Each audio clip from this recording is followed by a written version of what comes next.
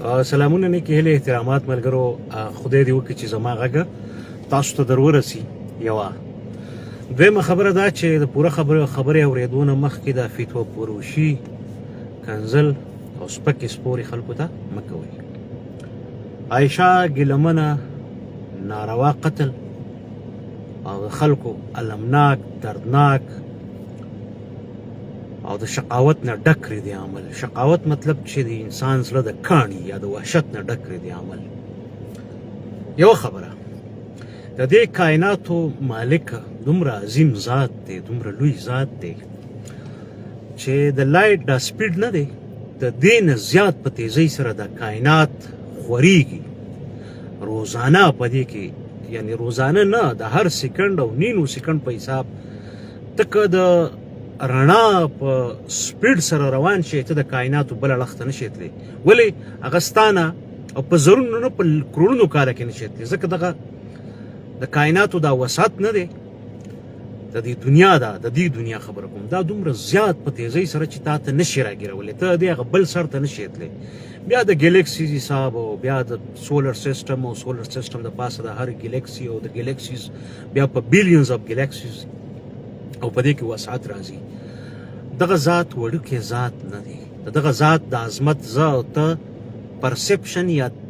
تصویر هم نشو قایمولی، تصویر نشو قایمولی چې دا څومره عظیم ذات دی. یوه بله خبره دا ده چې زه د عایشه ګیلمنې دپاره د مغفرت دعا کوم، الله تعالی دې ورته جنت الفردوس نصیب کړي. نو دا دې موږ ته یادوي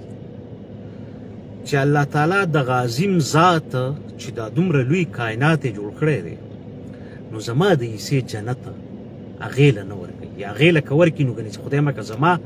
حصه جنت نشي کمیدی. دا دویمه خبره. بله خبره دا ده چې موږ بېطورې ټولنه ډېر زیات شقي القلب د کاڼي زړه دی زموږ. موږ ډېر قبایلي فرسوده غوندې ژوند کوو. موږ ډېر بې شرم مخلوق یو. عایشه ګیلمنه زه ولې پېژنم، ته ولې پېژنې؟ زید امر بکر په سوشل میډیا ته زه ولې پېژنم؟ زه یې ګورم، ځکه ما پکې انټرسټ اخیستی، زه ورپسې یم، ما فالو کړي.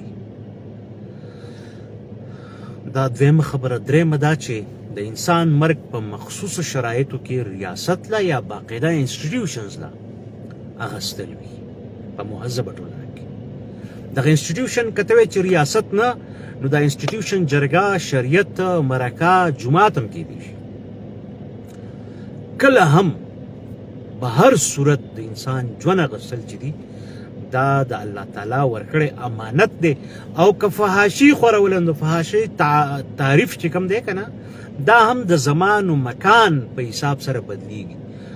نن نه 20 کاله مخکې چې کوم څیز فحش ګڼلی کېده، هغه بالکل فحش نن نه ګڼلی کېږي. شاید 10 کاله بعد دلته مکان حساب سره دلته چې کوم څیز فحش دی، هغه په نورو دنیا کې فحش نه ګڼلی کېږي.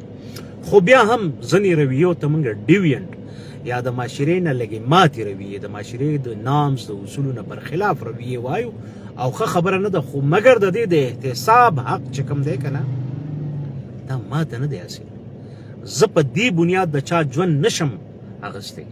چې زما ایمان یې خرابو. د دې د فحاشۍ د لاسه زما ایمان ته خطر وه. زه د بېطورې مرد په خپل ایمان ویرېږم چې زما دومره کمزوری ایمان دی، زما دومره کمزوری زړه دی، زما دومره کمزوری سړیتوب دی چې یو زنانه د خبرونه هغې ته خطر دی. زما د ایمان څومره د لاندې درجې دی، بلکې ایمان د نیش برابر دی. زه غواړم چې زما ایمان ډېر فرجایل، ډېر نازک، ډېر ډیلیکټ، ډېر زیات نازک دی. بلکې زه اړو سړی نه یم، په ما کې اړو سړیتوب، قابو، نفس دا شته نه. بل انسان دې ختم شي، ځکه چې زه په خپل نفس باندې قابو نشم راویستی. د بل انسان ژوند دې واغستل شي، ځکه زه په خپل نفس قابو نشم راویستی، ځکه هغه فحاش دی، هغه ما ځان ته ګناه ته مایله کوي. دې عمل ته سوچ وکړه، دا زما او ستا په سړیتوب، قابو او نفس باندې سوال دی. یوه دا و درېیمه خبره. بله خبره دا ده، یوه ضروري خبره کوم، او تاسو ټول په خپل ګریوان کې سر ښکته کوئ. که الله تعالی زما او ستا ګناهونه زما او ستا په تندو لیکل شروع کړه، په بولیټس کې، په یو پوینټ کې، یو نقطې صرف لیکل، نو په تېر 40-45 کاله عمر کې موږ دومره ګناهونه کړي دي چې زموږ تندی به د ټولې دنیا نه څو چونده غټي. زما استاد تندې به د ټولې دنیا نه سوچون د غټې که زما استاد په تندي لیکل شروع کړو او ته صرف سوچ وکړه هغه ګناهونو ته او هغه فکرونو ته چې د ګناه کم فکر چې ته او زه کوو زه به خپله خبره وکړم نو زه وبوږنېږم خدایه که د دغې عشیر دې هم زه بې پردې کړم نو زما د ګناهونو دفتر به د دې و بریا زمونه غټي زما ستا په ذهن کې چې کوم آیا دا شریعت دی آیا دا پښتونولي ده آیا دا د ریاست قانون دی آیا دا انساني ګوره څلور پیمانې دي یو انساني پیمانه یي ځینې خلک په دې باور کوي د انساني حقونو ځینې خلک یا په دې باور وي او ډېر موږ ټول مسلمانان چې یاره شریعت دی او د هغې خپل ګایډلاینز دي درېیم دا چې ملکي قانون او څلورم پښتو دا یا د هر چا خپل یو کلتور دی او په هغې حساب سره د ګناه او ثواب او د پردې او بې پردګۍ حسابونه کتابونه کوي آیا ما ته تاسو ووایه دا په کوم حساب برابره خبره ده دا په کوم حساب د دې قتل روا ده رویه په هغې کې ما ته دویمه رایې نشته زه یو روایتي کلیوال پښتون یم ځان دپاره دغه عمل نه خوښوم کنځل په خپله د سړي دپاره بد عمل دی نو ښځه کوي نو د هغې خو ښځې سره خو نفاست تړلی دی نزاکت تړلی دی خبرې تړلی دي ژوند تړلی دی پښتو د انکو د نو خلک هغې باره کې ښه وایي چې یاره هغه دی نو فکر وکئ زه خپل ستاسو باره کې نشم ویلی تاسو به ډېر ولیان یئ چې دغې ته خوشحالي کوئ په دې باندې خوشحاله یئ چې هغه ووژلی شو الله دې نه بخي الله دې استغفرالله عظیم پروردګار چې د هغه کائنات دومره غټ دی که نه نو د هغه جنت او د هغه مغفرت او د هغه د مغفرت کاسه د هغې د وسط زه او ته تصور نه شو کولی ګوره په دې باندې بحثونه کېږي چې دا د الله تعالی چې پرسپشن دی ذات دی د الله تعالی چې کوم صبر دی د الله تعالی چې د ظرف او د وسعت کمې خبرې دي دا د انساني تناظر کې حالانکې د دې انسان او د الله صفاتو کې خو فرق دی خو چونکې موږ صرف او صرف د یو کمپیریزن یا د یو انډرسټینډینګ دپاره دا خبره کوو چې د اویا میاندو نه زیات مهربانه دی لږ په ځان کې لږ سړیتوب لږ انسانیت بله آخري خبره بیا موږ وایو چې پنجابی ریاست او مغول په موږ کې تشدد راوستی دا مغول راوستی دا پنجابي راوستی دا ریاست راوستی دا چا راوستی او که راوستی هم دی دا جهالت هغه نو یو عرض کوم چې کله زه پوه شم چې هغه ملګری ما سره ظلم کوي هغه ریاست په ما کې دا جهالت راوستی مګر زه پوه شم نو بیا یې زه ولیکم چې زه کله مهدي حسینه پوه شم ګوره ریاست په دې کې ګناهونه شته جهالت شته